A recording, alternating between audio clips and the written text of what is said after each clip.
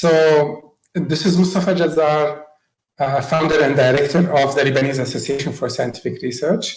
And we have with us Zena. Hello everyone, this is Zena Waidad, Programs Manager from LASIK. We wanted to talk to you about one of our programs. Zena, would you like to introduce the project, please? We're here today to present our flagship service or product at LASIK, one that has earned Dr. Mustapha the Ashoka Fellowship, which is the City Fund. And as the name suggests, it's a fund, pretty much. It's like a box that gets funded by the citizens of the city. It's a local empowerment project, one that is totally relying on the citizenship sense of people and a social responsibility towards students who are stuck and cannot continue their education without any further financial assistance. So the project has been around for 4 years now, has helped more than 1,000 students get either a scholarship or a zero interest loan fund. It's a very interesting hybrid financial model that we do think can be replicated and adjusted to local settings, as we will see with Dr. Mustapha. Dr. Mustapha, I'll leave it to you. So, 2 words about education in Lebanon and higher education. In Lebanon, we have the private and public universities. We have 1 public university and very expensive private universities. From a student perspective, if you're not wealthy enough and if you're not very, very lucky to get a full scholarship, it's almost impossible to have access to one of these very prestigious universities, very well known in Lebanon. To give you an example, to do a BA or a BS at the American University of Beirut, you have to spend around $20,000 in Lebanon a year, which is probably the average of the expenditure in the US, minus the fact that income in Lebanon are lower than that. Otherwise, you need to enroll in low-quality universities or the public university. The public university have very limited seats, so pretty much you will end up with low-quality universities. And this complete the vicious circle. If you do not belong to a wealthy family, you will not be able to attend well-reputable universities, so your network will remain the same and you lack opportunities. Okay. Everyone can see my screen, right? Just to be sure. As Dr. Mustapha mentioned, we have a pretty much in any actually education is the only way out, and it's the tool that can get you to better opportunities. So education gives you an access to a network that gives you access to opportunities, whereas if you're poor, you stay confined to very little opportunities that would never open up to moving you on a social scale. And this is where the whole theory of change started, as in how can we help more people get out of poverty, access more elaborate networks, and access opportunities. So we said, okay, it should start with education. How can we, and then we started brainstorming what are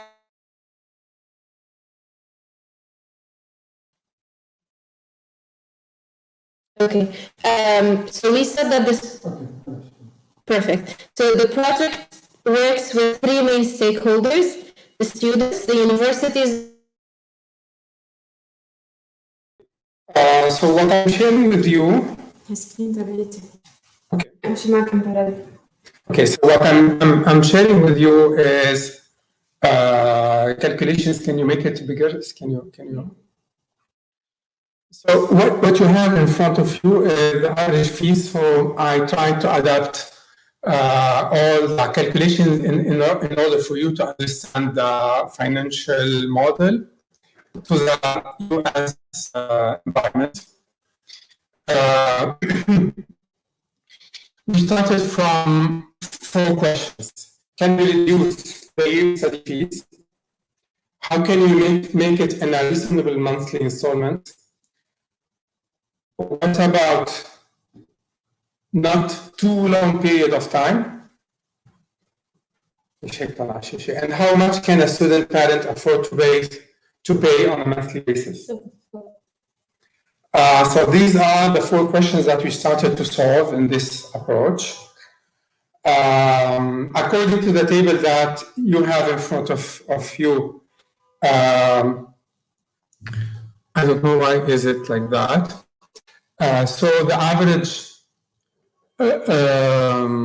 fees, university fees, is something between 10,000 and 35,000 a year. Can you share your screen, Zena? And you have room and board, the stipend, which make it around 37 to 40 something a year. So let's take the average and say that the cost is 140,000 for the total course of 4 years of study, including everything, the fees and the stipend, the monthly expenses. And here I tried a calculator that make the calculation according to the interest rate per year.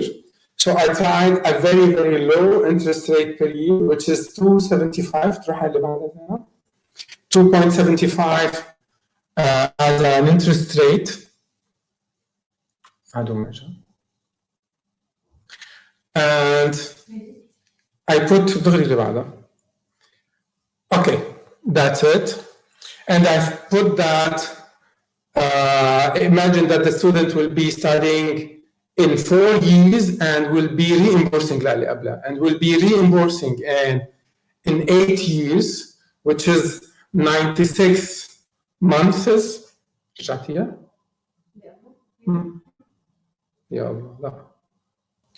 Okay, so this will end up, I'm sorry, it's not matching. So the slide that you're seeing is not the slide that I wanted to share with you. You will end up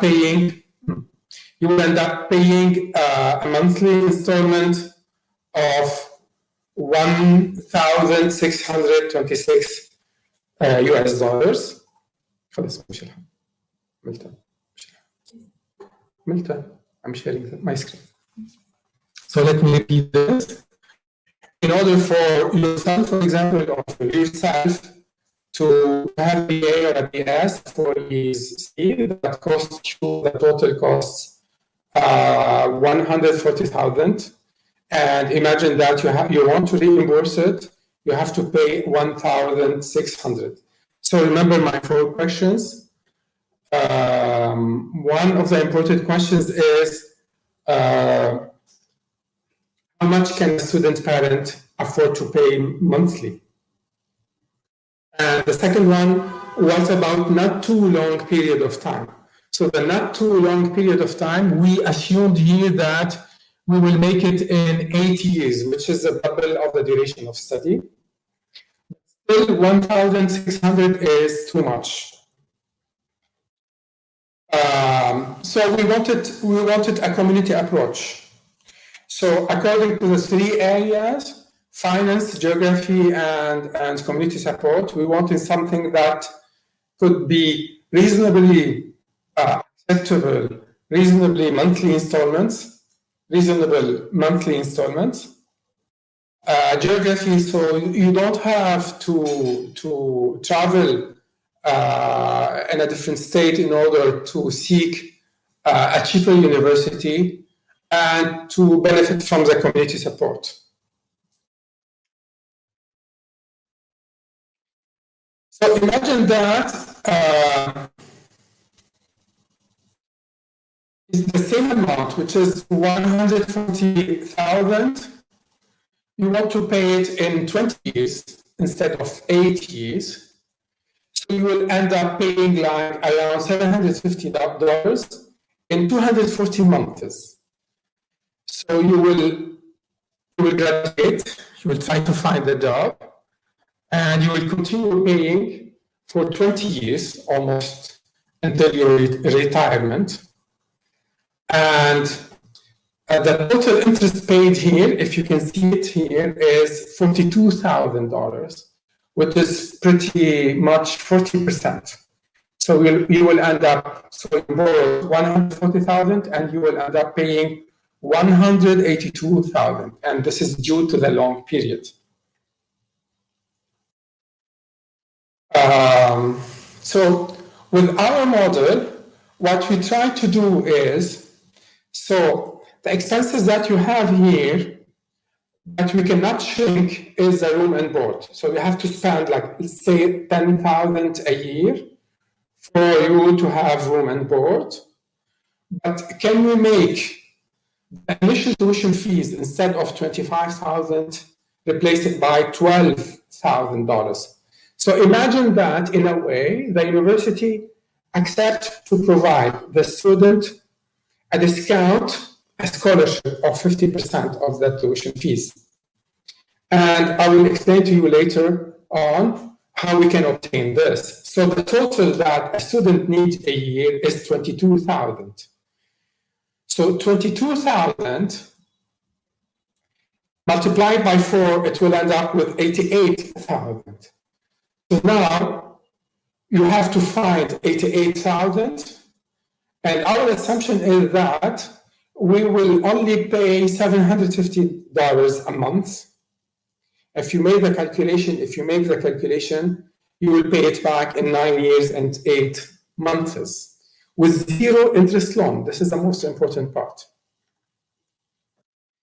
So let me recapitulate about that, and let's go back to the first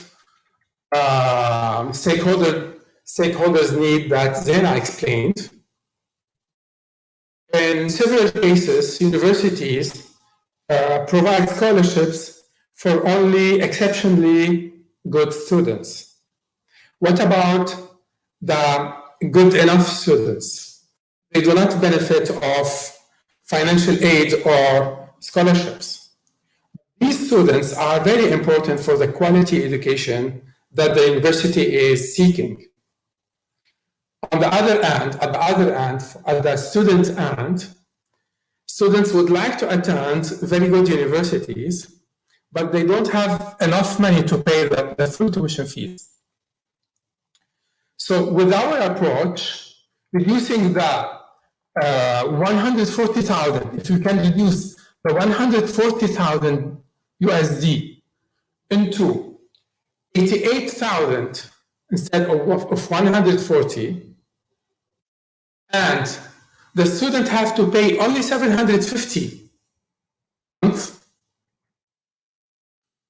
will be done in 9 years and 8 months. So this is the financial model that we are presenting here.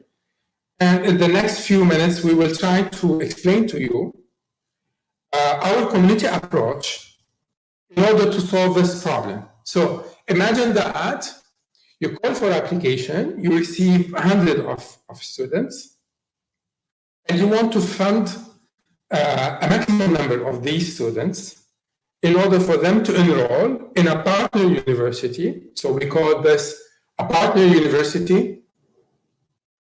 We want to enroll the maximum number of students, so we definitely need an initial fund to start with. So this is what will Zana try to explain, and this is the role of the community here. So I will go back to the same stakeholders need. Zana, please. Okay, so going back to the stakeholders, the project started really an initiative by Laser that was run by the team, and then we thought of ways of engaging the community, and actually they started coming over saying that they wanted to help, and this is how the idea of local chapters was born. As in, imagine something as the TED movement, having your own local TEDx event. I'll try to share the slide. ليه ما بتخليه مفتوحة من عندك؟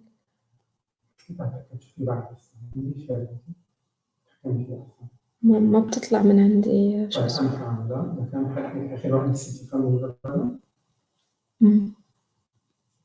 Okay, I'm just trying to get the slides.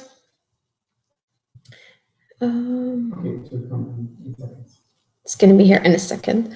And so imagine it more of a, as I said, the TED global movement, and then having your own TEDx chapter. So we started having people asking of how can I start my own city fund in my city or in my village with my community. And we're pretty much now covering 3 main areas in Lebanon with multiple chapters and teams working on developing this idea. The local chapters are responsible of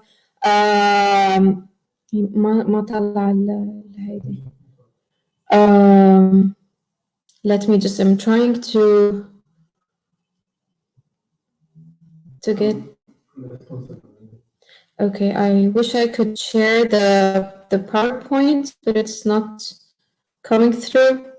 Okay, unless it works.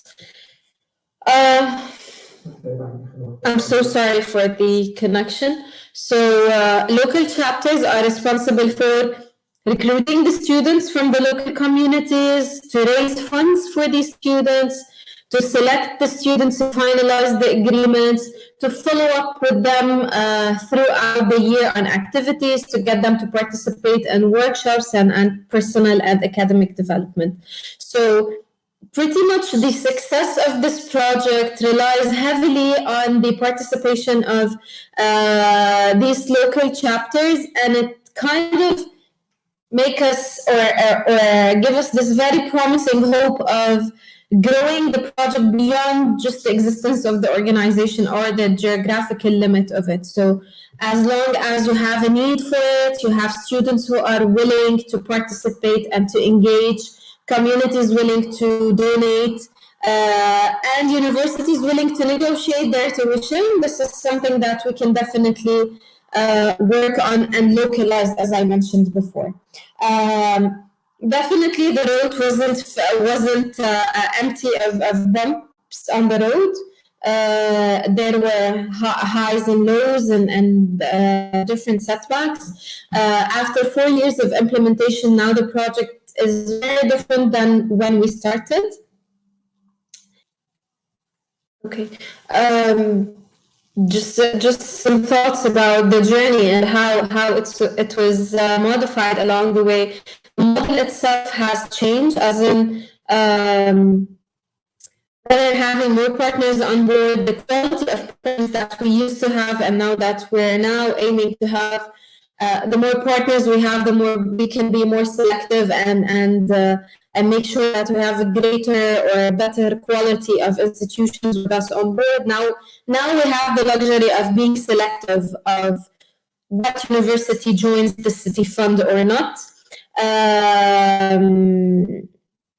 We have, as I mentioned, local community chapters with lots and lots of volunteers. We have reached last year the point where the project is sustainable, as in if we do not pump more funds into it or more donations or more investments, the project in itself can secure places for 150 students every year. So this is pretty much a self-funded project that we've created for the city that is here to remain even after if we shut down Laser and we go home. There's this project that is here to stay. a total funding of $2.5 million, circulating each and every year through loans and refunding of loans. That is, as I mentioned, completely sustainable. What's the purpose of all of this is to kind of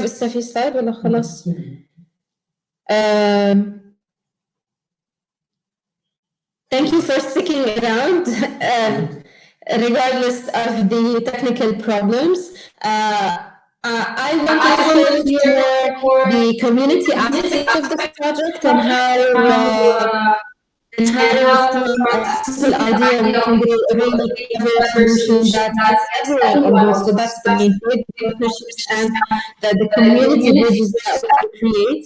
Get everyone to participate, to have their say, to have their share of the work so they can feel accountable and at the same time the sense of ownership of the project. And there's definitely the aspect of localizing the project, as in the same project doesn't really respond to the same needs in every community. There's always one specific aspect that we should redesign the project around.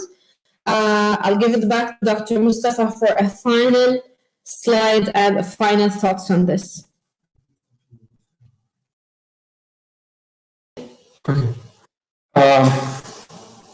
Okay, so let me get back to the stakeholders analysis and allow me to shed the light on the philosophy of the program.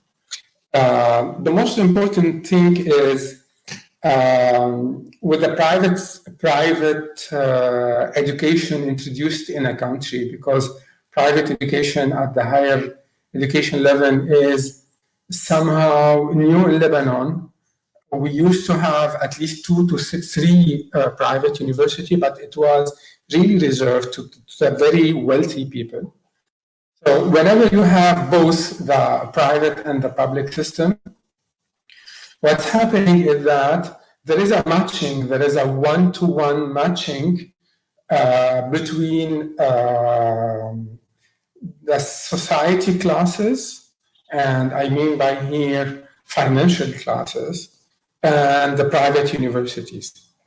I mean by that only people who can afford to go to University X will go to University X and above.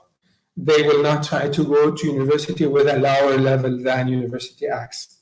So what usually happens is a bijection between the classes of the society and the universities, and everyone trying to secure a place. The philosophy here is that with this discount provided by the universities and the financial scheme allowing the students to pay back in a longer period with zero interest, you're opening up closed doors to students to go up in this bijection. So instead, if you're assigned by the wealth of your family or your class, social class, if you're assigned to go to a university of a rank 7, now you can climb like going to a university ranked 3 or 2 maybe, with the same amount of money spent on the double the duration. So this is from the student perspective. From the university perspective, we all know that in a university, you always would like to have like 10% of a very good caliber students, but the remaining students, if your only entry is wealthy families and wealthy parents, this will push you to lowering the academic level.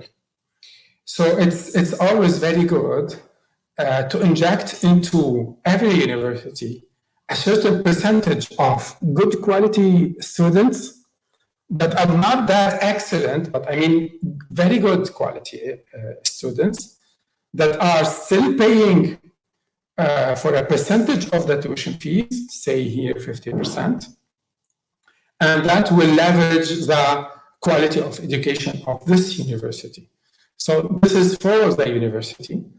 And for those who doubt about the financial sustainability of the universities, remember that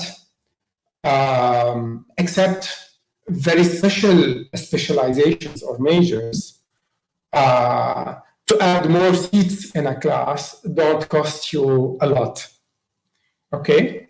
Or even worse, it is usually we call it the empty seat policy. I like to introduce it as saying whenever I try to have a deal with a new university is to explain to the responsible of this university is allow me to fill the empty seats that you have at your university, And now from community perspective, and this is the last thing I would like to shed the light on, from community perspective, we try to make it local in the sense that we ask every local community to fund their own chapter. And with this fund, we take their students, they will reimburse, and it is re-injected in the same fund. So we will end our talk here, and we will leave it to the audience if ever you have any questions. Sorry for all the technical difficulties and network issues that we had. Please, if you have any questions. Okay, so I'm reading now a comment by Emily. If university important, it's so expensive and it takes a long time to complete your study. Why not design a model for specific course? Laser focus intensive, but it can cut cost.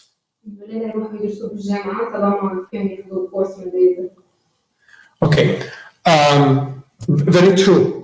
Very true. So we do this also. It's a different program. So we have a capacity building department, and we do provide special training.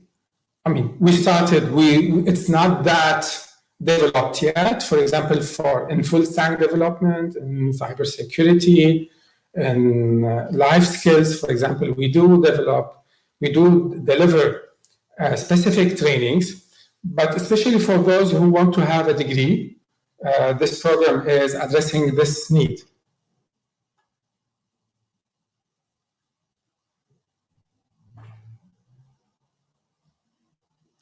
I'm trying to read. Okay, Emily again. We can only ask for fund to a certain extent. How about finding a way to make money? Business, investment, and partnership. So I'm reading the comment of Emily again. We can only ask for fund to a certain extent. Exact. How about finding a way to make money? Business, investment, and partnership. So if it is addressed to us, this is exactly our model. So we ask universities as partners to provide us this discount on the tuition fees. We ask for CSR, for corporate service responsibility. We ask foundation to invest in this fund, but we try our best to keep it a fund that is sustainable through the loans. Now, from the student perspective, we try to gather and to find paid internship and paid summer job, etc., in order to help the students to pay back their monthly installment. So we're trying to complete the circle, the sphere, the environmental sphere, so that it is easier for the student to pay back. Any other questions or comment? I'm not sure if there are more questions.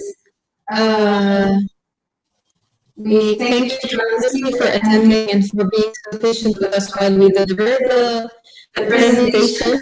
There was so much to be shared and discussed. We tried to make it as brief as possible to share with you the project. It's definitely different on the ground and dealing with the students and seeing the impact, the social impact of the project. We try to keep it as concise as possible. Thank you again for attending and for being part of this. شايفين كونتاكت انفو ما تكوني ميوتد انت كمان. No. اوكي. اليوم اذا شيء. You can definitely get our contact info from the Ashoka team. Oh, and Emily, yeah, last question, please, go ahead.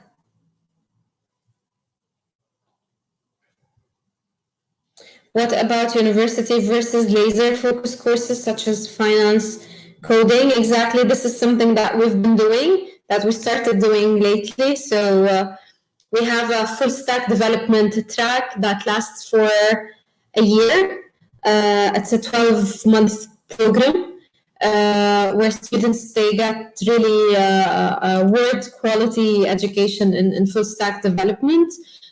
It's very competitive and very hands-on, different than what universities offer, and that's one way of reforming higher education and offering parallel tracks to what a regular university or a traditional approach to education and learning. So it's a hands-on program based on, it's a project-based learning approach. They have whether a virtual or an idea in mind that they start developing, they get their courses in parallel, technical skills, English, so it's pretty much a full package. And this program has been a huge success, and we're trying to replicate the model into other tracks as well.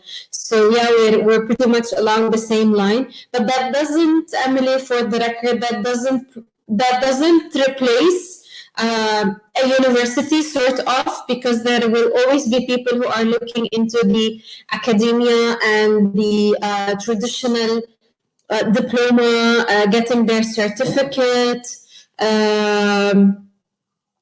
Some people, they want to go more into research, they want to pursue their master's and their PhD.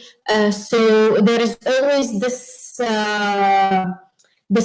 academia aspect that we cannot replace as an organization. We wouldn't allow ourselves to do it. And there's definitely ways where you can be involved, whether on the strategic, on the growth of the project, on just challenging us with new ideas or adding new components. Just a couple of ideas that you mentioned were super beneficial. So I'll leave in the chat box the website of Laser that has everything in it. It has all of the programs, description of all of the projects, ways to reach out, our social media outlets. So please feel free to reach out. And I do think there's one way of getting our personal contact info, right? Yeah. It should be available on the Ashoka list, right? So you can connect with us. And if you want to, I'll leave you our emails in the chat box so you can directly. Okay, so this is Dr. Mustapha's email and my email as well, so you can reach out to us. We'd be so thrilled to have more people on board and more supporters, and to extend it exactly to other places or to just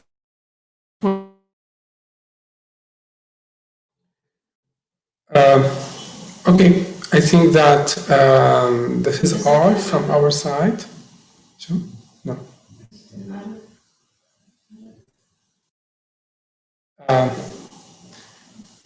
So the website is fully in English, right? And you can find very good details about our programs, in particular the City Fund program. And please do not hesitate contacting us for any further information. I'm not receiving any comment here. Okay, so thank you very much.